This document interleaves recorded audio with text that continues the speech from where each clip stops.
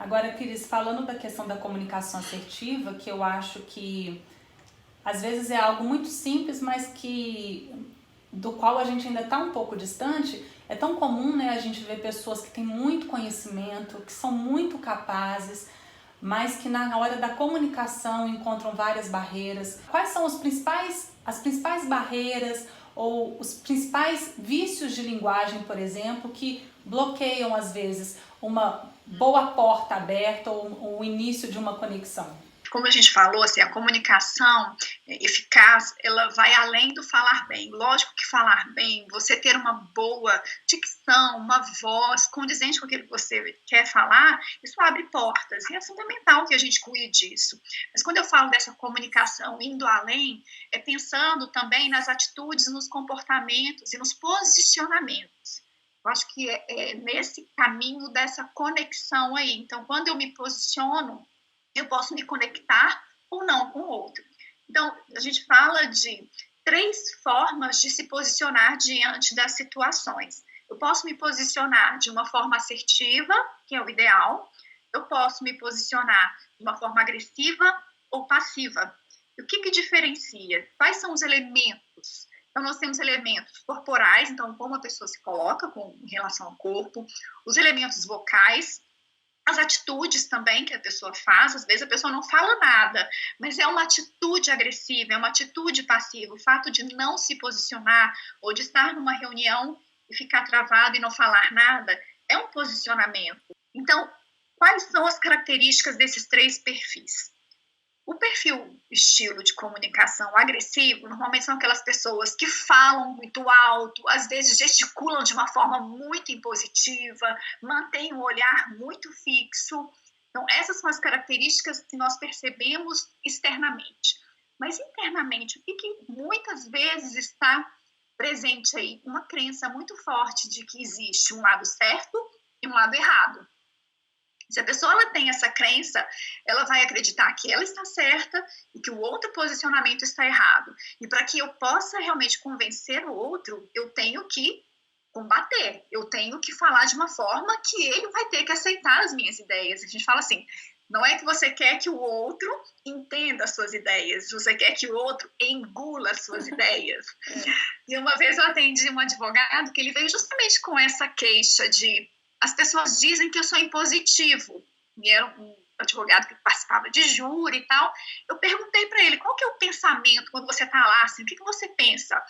E ele fala assim, não, eu quero que as pessoas entendam o que eu estou falando com esse gestual. Eu falo, não é entender, né? Isso aqui você quer fazer a pessoa introjetar de qualquer maneira aquilo que você diz. Ou seja, se ele tem argumentos, e argumentos bons, ele não precisa gritar. Então, existe até uma frase que fala isso, né? Não grite, melhore os seus argumentos. Não aumente o volume da sua voz, melhore os seus argumentos.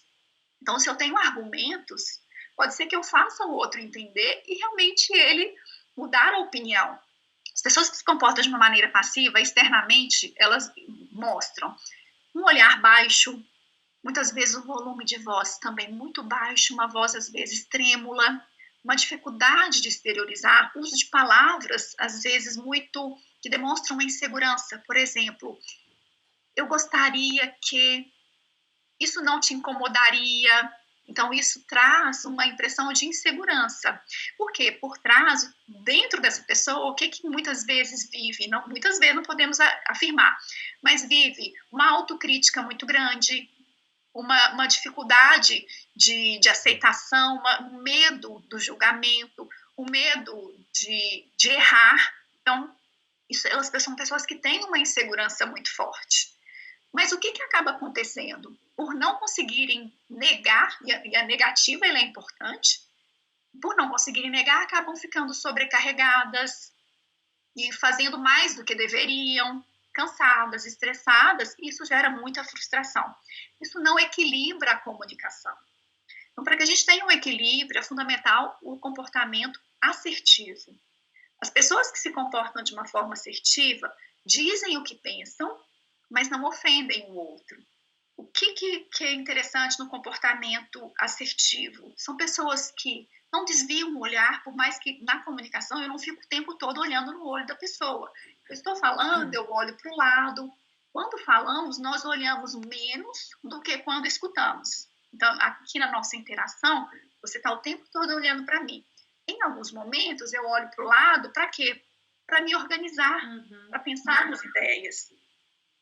E a pessoa que mantém a comunicação assertiva, ela não mantém um olhar fixo o tempo todo, porque ela não quer fazer o outro mudar a opinião, não quer fazer o outro perceber ou fazer como eu quero que seja feito.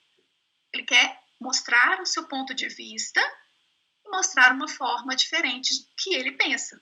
E é interessante, eu sempre falo assim, pensa numa pessoa que você acredita que tenha um comportamento assertivo.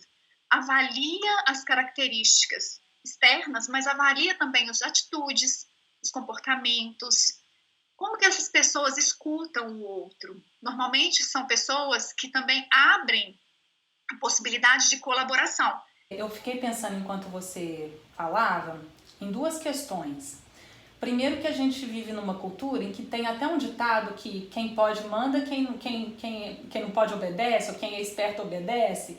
Então, assim, isso já é, na minha interpretação, uma barreira para uma comunicação mais fluida, porque muitas vezes você nem acredita que você pode se expressar. Você tem que aceitar, acatar e obedecer. A segunda questão é, quando é muito comum também as pessoas começarem a adotar uma linguagem que esteticamente, aparentemente, elas estão mais abertas a ouvir a opinião, mas não necessariamente o comportamento acompanha a nova linguagem. Comenta essas duas questões para mim, por favor. Tá, então, é algo que eu falo que as mudanças elas acontecem de dentro para fora e de fora para dentro. Então, o fato de eu mudar a minha linguagem, a forma de falar, o gestual, o tom da voz, tudo bem, eu posso não estar mudando o meu comportamento, mas aos poucos eu posso ir mudando também. Então, é claro que para que a gente consiga internalizar, trabalhar essa pessoa para que ela tenha uma transformação, uma mudança real, a gente precisa trabalhar os dois pontos. Eu preciso entender quais as crenças, quais os pensamentos que levam essa pessoa a ter esse tipo de atitude. E eu posso também trabalhar esse gestual, essa voz, essa linguagem, para que ele consiga também entender e assumir esse novo papel. Eu costumo falar que, assim, a comunicação, ela é comportamental. E os nossos comportamentos, nós podemos definir e escolher. Mas é claro que a gente precisa ter essas duas óticas. Eu preciso mudar internamente e mudar externamente. E isso que você disse é muito real mesmo. As pessoas têm essa crença de como é que é? Manda quem pode, obedece quem tem juízo. É isso. É isso. É uma frase muito, muito usada. Mas você sabe que, assim, cada vez mais eu tenho visto as organizações e as pessoas se preocuparem mais com a empatia. Como que esse tema ele está sendo tratado dentro das empresas. Isso é muito interessante, isso é muito relevante.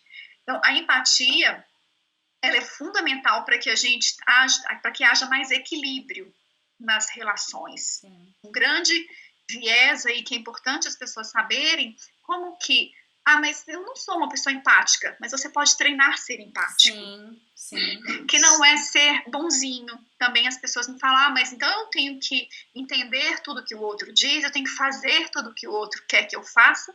Não, você precisa compreender que é diferente de você realmente fazer o que o outro quer que você faça, porque senão você vai para a comunicação passiva, que é aquela que nós falamos anteriormente. É saber como negar, é saber como dizer o não de uma forma positiva. E isso é muito possível. Existe estratégia para isso.